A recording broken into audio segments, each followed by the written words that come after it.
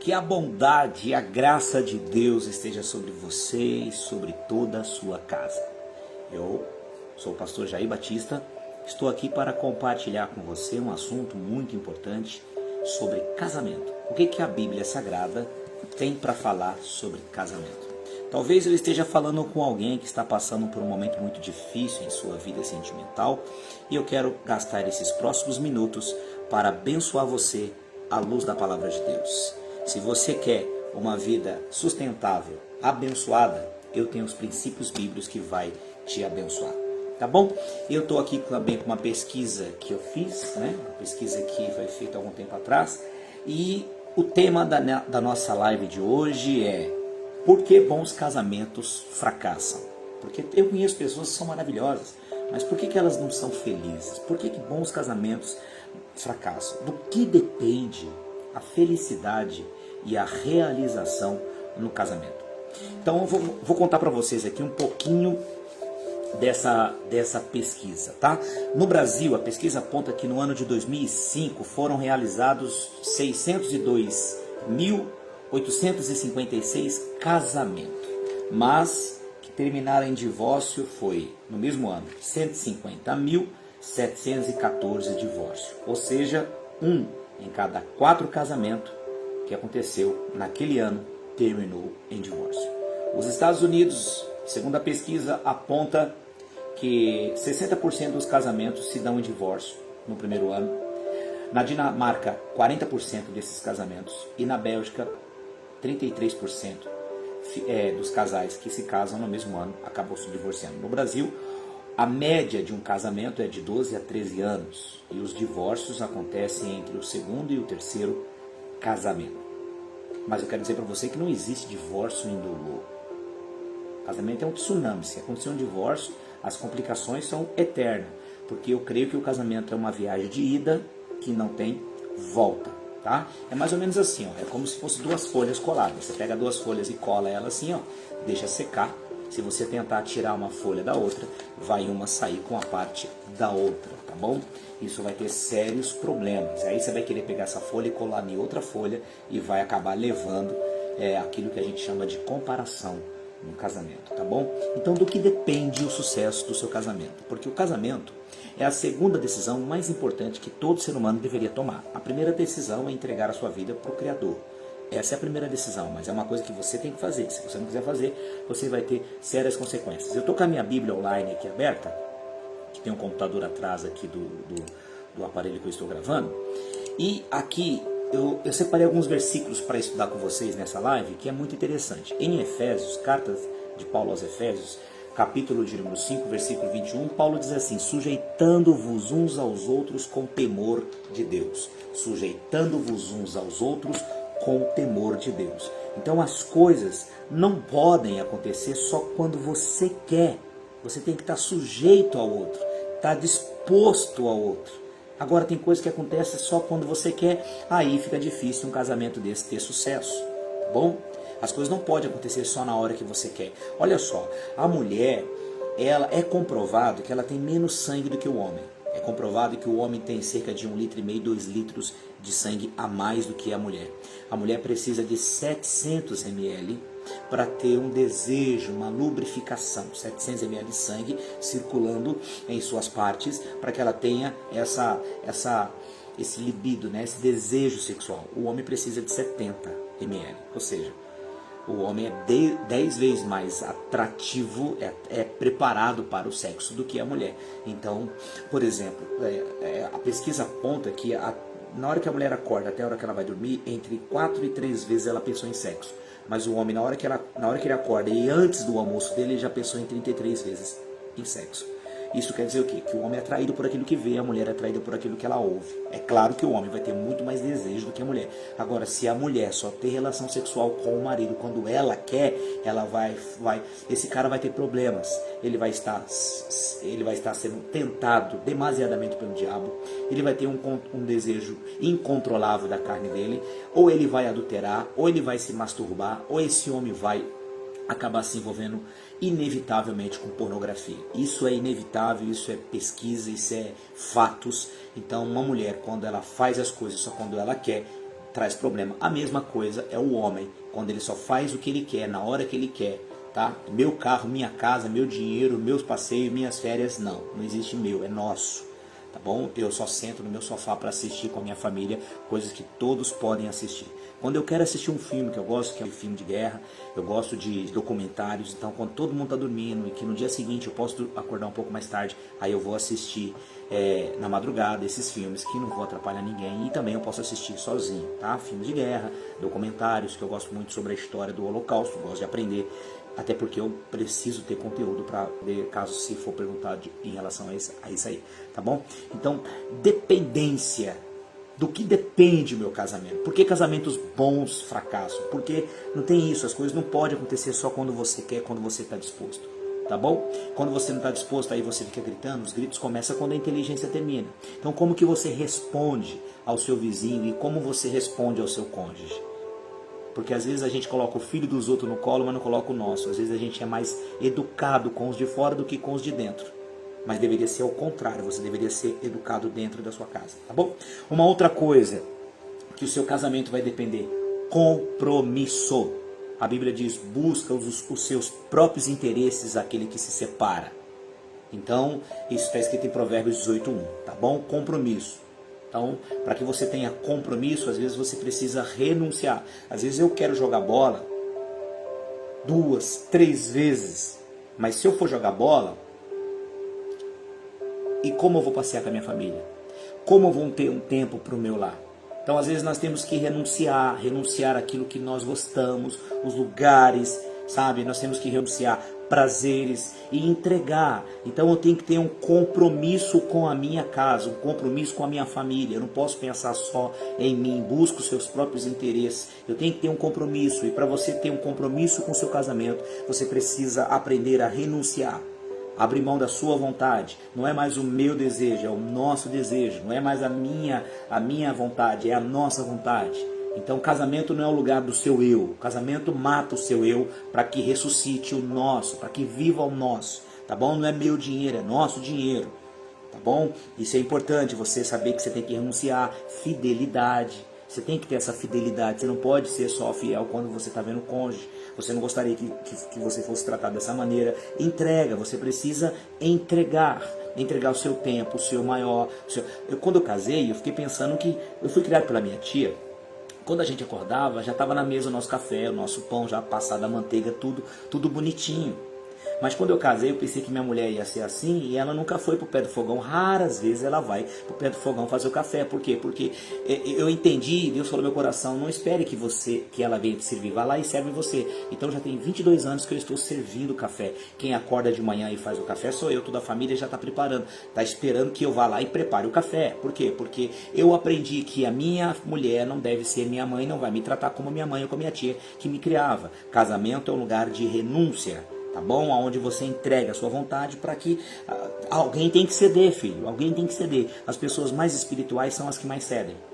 Tá? As pessoas mais inteligentes são aquelas que mais cedem. Tá? E um versículo também que eu gosto demais está aqui em Tiago 5, versículo 16. Confessai as vossas culpas uns aos outros, orai um pelos outros para que sareis. A oração feita por um justo pode muito em seus efeitos. Tiago 5, 16. Então isso significa prestação de conta. Confessai as vossas culpas uns aos outros. Ou seja, se você não gosta de dar explicações aonde você vai, aonde você gastou dinheiro, como que você fez isso, com quem você anda, o que você está vendo no celular, para que senha no seu celular. Seu marido, sua esposa tem que ter acesso. Tem que ter acesso. Você tem que casou, você tem que parar de achar que agora é só você. Você tem que dar explicações. Se você não gosta de dar explicações, você não tem que mandar na minha vida, eu não vou dar explicações. Então você deve morrer rodeado de cachorro e não casar. Porque se você chegar sujo, com marca de batom, cheirando a maconha, cheirando a bebida, a fumaça ou qualquer outro pecado que você tenha cometendo, seus cachorros vão te abraçar do mesmo jeito. Mas a tua mulher ou teu marido não vai fazer isso. Então você tem que entender uma coisa, prestar conta, dar explicações. O que você faz? Você não é mais o dono do seu nariz. Você agora casou e o casamento é um lugar onde você precisa prestar conta. Prestar conta significa ser transparente, ser sincero, ser honesto. Isso não significa ser dominado. Minha mulher perguntou: onde você foi? Eu fui em tal lugar, estava em tal lugar. Eu não gaguejo, eu não escondo, eu não omito. Para que excluir senhas? Para que colocar senhas? Para que excluir histórico? Para que arquivar conversa? Para que ficar com uma vida escondida? Isso não significa ser dominado, mas ter coragem de responder com humildade tudo aquilo que é perguntado para você. É diferente de ser humilde e ser dominado, tá? Então você precisa entender isso. Uma vida que é vivida sem ser supervisionada será vivida de modo irresponsável. Eu até o dia de hoje olho o que meus filhos vêem no celular. A minha esposa tem a senha do meu celular, tem a senha dos meus cartões, tem a senha das minhas contas correntes, tem tudo. Eu não tenho do que me envergonhar. A Bíblia diz: procura te apresentar como obreiro aprovado, que não tem do que se envergonhar. Se você não quer prestar conta, o seu casamento não vai ter um sucesso que você espera. O seu casamento está fadado ao fracasso. Você já está fazendo uma coisa errada e Satanás adora pessoas insubmissas como você. Então, espero que você não seja esse tipo de pessoa, porque Ló prestava conta para Abraão, José prestava conta para Faraó, Josué para Moisés, Eliseu para Elias, Davi para Natã, e você presta para quem? Ninguém pode falar com você porque você já fica alterado. Você altera a voz, você começa a gritar. Os gritos começam quando a inteligência termina. Então você precisa prestar conta, ser sincero, onde vai, quanto gastou dinheiro, olha, temos aqui o que vamos fazer. Tem que ter essa transparência. Casamento é um lugar disso. Se não tiver isso, esquece o sucesso, porque você precisa fazer a sua parte, para que Deus possa fazer a dele. Então a gente dá muitas desculpas para não prestar conta. Talvez você foi criado numa família que todo mundo era muito machista. Só que agora você precisa abrir mão disso. Você precisa estar disposto a abrir mão desse ensinamento. Você tem que estar disposto a estar quebrantado, tá bom? Mudar. Porque se não tiver mudança, não tem crescimento. Se não tiver crescimento, não tem... Olha só, tem uma frase que eu costumo dizer: não há crescimento sem mudança. Então você precisa entender isso, isso é muito importante, tá? Abraão não permitiu que o Ló limitasse o seu crescimento. Não permita que a criação que seus pais tiveram, que a criação que a sua família machista teve, que normalmente pessoas nordestinas são muito temperamentais. Então você não pode permitir que isso impeça você de crescer, porque sem crescimento não há mudança. Agora, você precisa ter mudança, porque se você não tiver mudança, você vai viver o que eles estão vivendo, um casamento de fachada, de aparência, e não aquilo que Deus planejou para você, tá bom? Você tem que deixar isso. Abraão não permitiu que o Ló, que a família impedisse, limitasse o seu crescimento. Você não tem que permitir que o Ló entre para limitar. Ou seja, você tem que mandar embora esse Jonas da sua família, porque senão tudo vai para o fundo, tá? Jonas, quando eu falo Jonas, eu falo aquilo que te leva para o fundo. Jonas estava dentro de um barco e ele estava levando aquele barco para o fundo. Então ele teve que jogar fora, ele teve que ser jogado fora. Você precisa jogar aquilo que te impede fora, para que você possa ser abençoado no nome de Jesus, tá bom? E viver mudança na sua vida. Então seu crescimento vai produzir um impacto na vida de outras pessoas. Olha que Abraão disse, ó, Deus falou assim, ó, eu vou ler para você uma coisa: seu crescimento, você precisa crescer, querido. Você precisa crescer, querida. Você precisa crescer, porque isso vai causar impacto, tá? A amizade não é neutra, ela causa impacto, ou pro bem ou pro mal.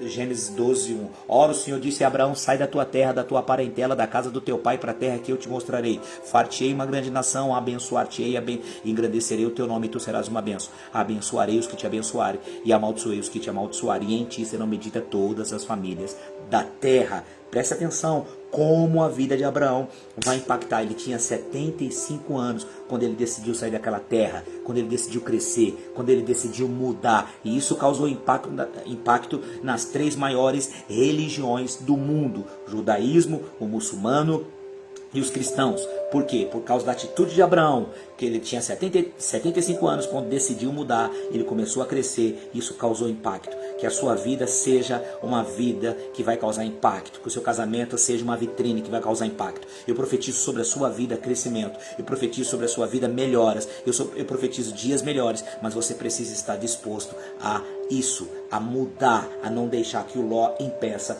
o seu crescimento. Nunca é tarde para mudar. O cara tem 75 anos e vai mudar, e isso é necessário, tá? Agora, para você mudar, você precisa ouvir, porque quem não se assenta para ouvir não pode se levantar para falar.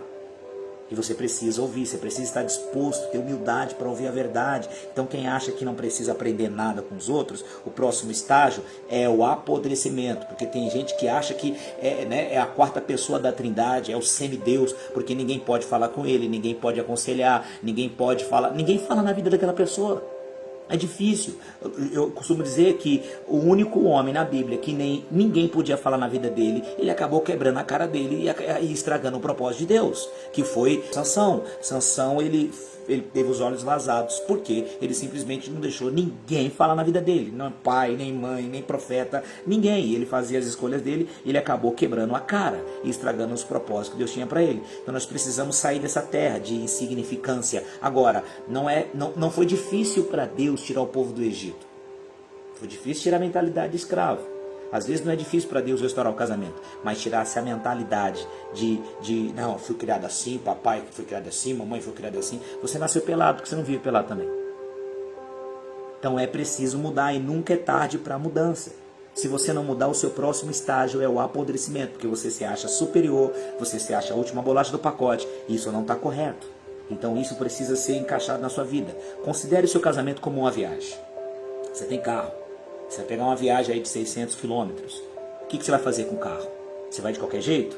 Não, você tem um planejamento. Quanto que eu vou gastar de gasolina, de pedágio, como é que está a manutenção, o investimento, como é que está tudo isso. Você vai se programar, vai se planejar, vai ver o investimento, vai ver a manutenção. É isso que você tem que pensar. Seu casamento é como uma viagem, que é de ida e não tem volta. Agora o detalhe é, como é viajar na sua companhia? Como é ter você como companhia? Será que o seu cônjuge está feliz do seu lado ou vive porque não tem opção, porque não tem para onde ir por causa dos filhos? Então você tem que pensar nisso. O que eu represento para minha família? Será que quando eu saio eles ficam com aquela sensação de alívio porque eu já saí? Porque teve uma mulher que procurou o pastor e falou assim: pastor, ora por mim porque meu marido tá para ser mandado embora. O pastor começou a orar, daqui a pouco ela falou assim: pastor, ora mais, ora mais, ora mais, porque ele foi mandado embora. E é um inferno quando esse homem está dentro de casa. Quando ele está dentro de casa parece que o diabo veio com ele. Que tristeza é para aquela mulher viajar do lado desse cara. Ele era uma péssima. Quando esse cara morrer, essa mulher vai fazer assim, ó, vai suspirar, vai aliviar, se é que ele não vai matar ela antes. Porque tem gente que é uma péssima companhia. Quem você é? Que tipo de companhia que você é para o seu cônjuge, para os seus filhos? Quando você sai de casa, eles têm o desejo de que você fique? Eles ligam quando você vai para a porta, quem é que vai para te encontrar? Porque tem gente que quando chega em casa, chega o inferno inteiro, até os cachorros se escondem, porque o inferno inteiro chega com ele. Pensa nisso, tá bom? Então o que depende o meu casamento? Olha só, a sexualidade não pode ser broxante. Provérbios capítulo 27... Quero falar sobre sexualidade. Provérbios 27, versículo 7 diz assim, ó, olha que palavra. A alma farta vai pisar em favos de mel, mas a alma faminta, qualquer amargo é doce. Qualquer amargo é doce. Então, sabe, tem gente que... Uma vez eu atendi um marido que ele não queria falar com a mulher. Eu não, um amigo, pastor. E eu fiquei sabendo dessa história. Que o cara não queria ter intimidade com a sua mulher. Aí o pastor chamou a mulher para conversar. Quando a mulher chegou de casa para a igreja, e ela falando, e o pastor percebeu que ela tinha a axila muito peluda. E o pastor falou: meu Deus do céu, essa mulher parece um King Kong. E o pastor entendeu porque que o marido não queria. Por quê? Porque aquela mulher não se arrumava, não se cuidava, o mau hálito estava ali, o cabelo estava feio, sabe? Ela não se vestia bem, era muito broxante. E aquele homem começou a olhar mulheres fora. Era um homem de Deus, mas começou a ser atraído por uma amiga lá no serviço. Olha o que a Bíblia está dizendo: a alma farta, ela pisa em favos de mel, mas a alma faminta, qualquer amargo é doce. Quantos casais que depois que casaram apagou? Vai dormir com a camisa do vereador que perdeu as eleições, vai dormir com a cueca lá perto do joelho, com um pingo de xixi do lado, como diz o Cláudio Duarte. Tem muitas atitudes. Amigo, você precisa fazer com que o seu casamento seja agradável, a sua sexualidade seja agradável. Você não pode deixar isso ser broxante, você não pode deixar isso cair na rotina.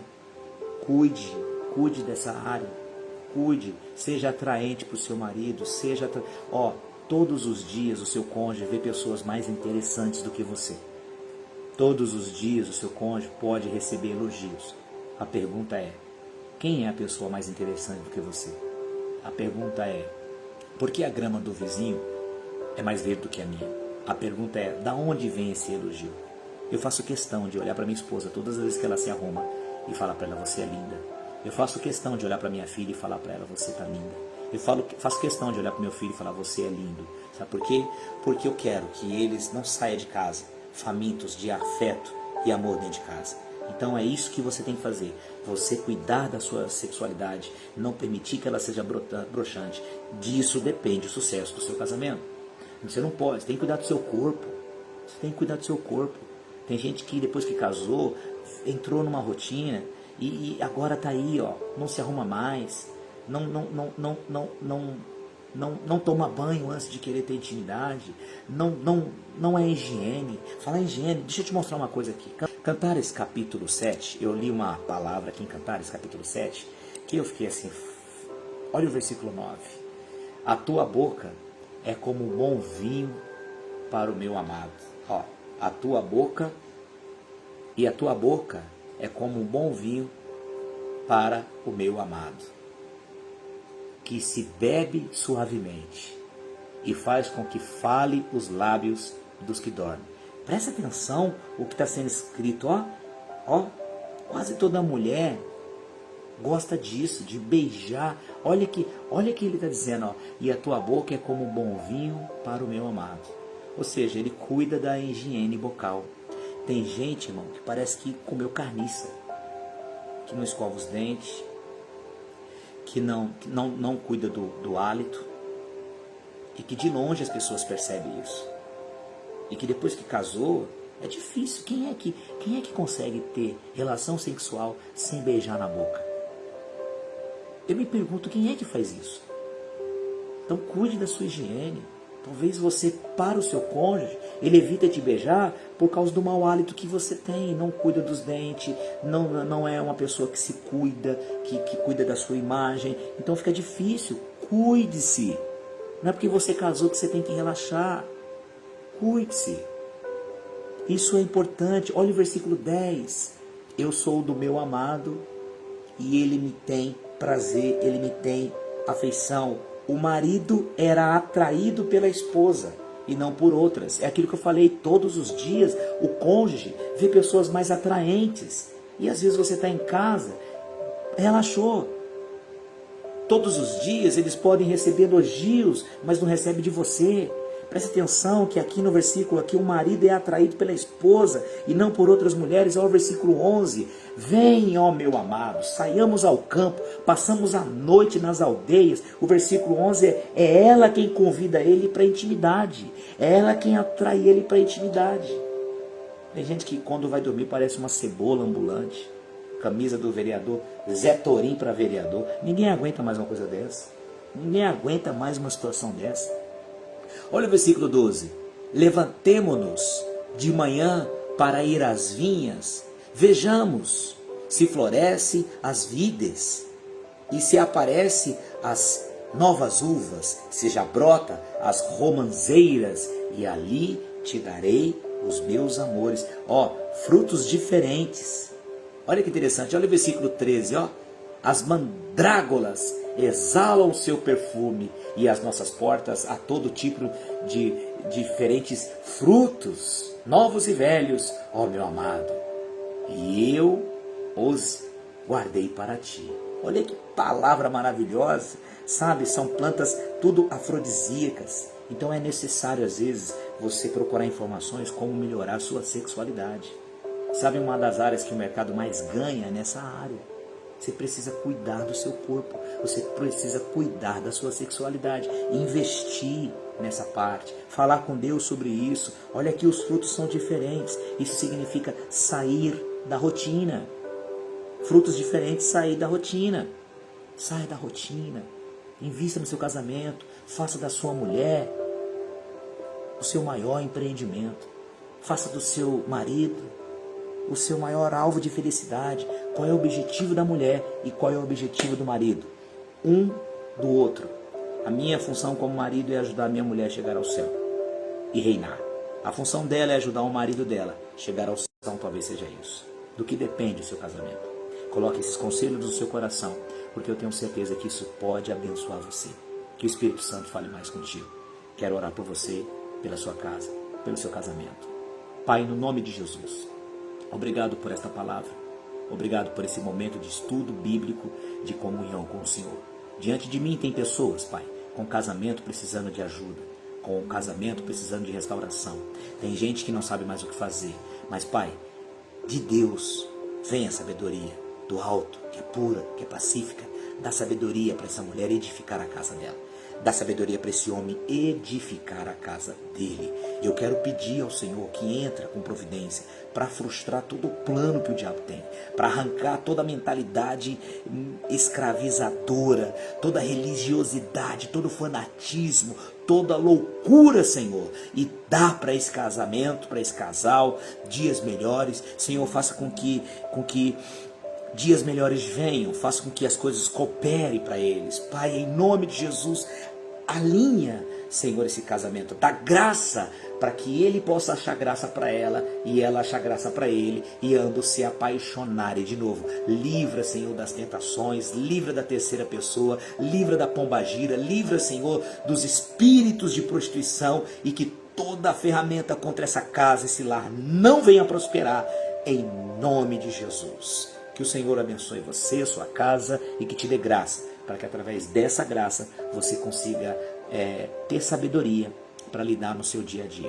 Que Ele te abençoe. Aqui nas redes sociais você vai encontrar muita coisa, tá? Facebook, Instagram e YouTube, Pastor Jair Batista. Lá tem muito conteúdo bíblico totalmente gratuito que vai abençoar o seu casamento, a sua casa, a sua família, tá bom? Um beijo no seu coração, até a próxima e até lá. Tchau.